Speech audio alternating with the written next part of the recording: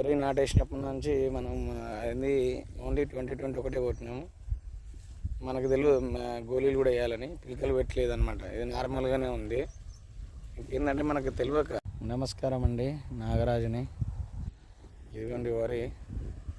ఇది నాటేసినప్పుడు ఓన్లీ 2021 చల్లిన. దీంట్లో ఏంటంటే నేను అదే హైదరాబాద్లో ఉన్నాను, మా వాళ్ళేమో ఇక్కడ ఉన్నారు. 2020 చల్లిన కానీ ఇప్పుడు నెల 10 రోజులు ఏమవుతుంది. మధ్యలో గోళీలు కొట్టేది ఉన్నాయంట, గోళీలు చల్లేది ఉన్నాయంట. అంటే పిలకలు పెరగడానికి. పిలకలు అనేది ఏం రాలే, ఇక మనకు తెలియదు. ఇంకోటి ఏంది, ఊరి ఏమన్నా తొందరగా వేసామంటే ఊరి అస్సలు దొరుకుతలేదు, మొత్తమే దొరుకుతలేదు. పొద్దున పోతే 60-70 బస్సులకి 200 మంది ఉంటారు. ఇక్కడ చూడురి ఎంత గ్యాప్ ఉంటుందో, ఎట్లుంటుందో. ఇక్కడ ఘోరంగా పరిస్థితి. అక్కడ అదన్నా కొంచెం మంచిగా ఉంది. ఇది మొన్న నాటేసినట్టుగానే అనిపిస్తుంది. అట్లున్నది, ఏది చిన్నగా ఉన్నది. ఎంత చూసినా అట్లనే అనిపిస్తుంది. ఇది మనకు తెలియదు. ఇంకా దీంట్లో గడ్డి కూడా పడ్డది. గోళీలు చల్లలేదు, ఊరియా కూడా ముందే వేయాలంట. అది మనం ముందు చూసుకోవాలంటే మనకు చెప్పలేవరు. మనం ఇదే చెప్పాను కదా ఫస్ట్.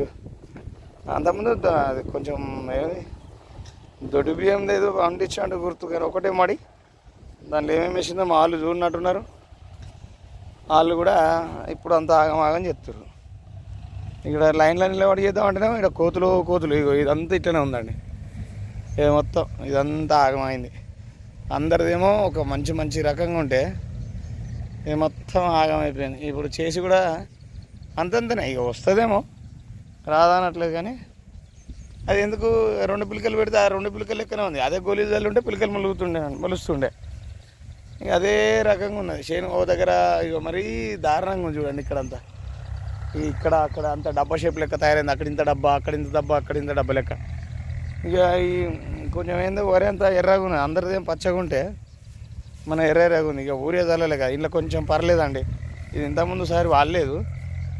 ఈ ఇంట్లో ఊరే చల్లాలి, ఎర్రగా ఉన్నది. ఇక ఊరే చల్లాలి. కింద ఏదో మందు కొట్టాలి. రోగం వచ్చిందో మరి ఏందో తెలియదు. అది ఇక ఏమో మరి చెప్పిర్రు.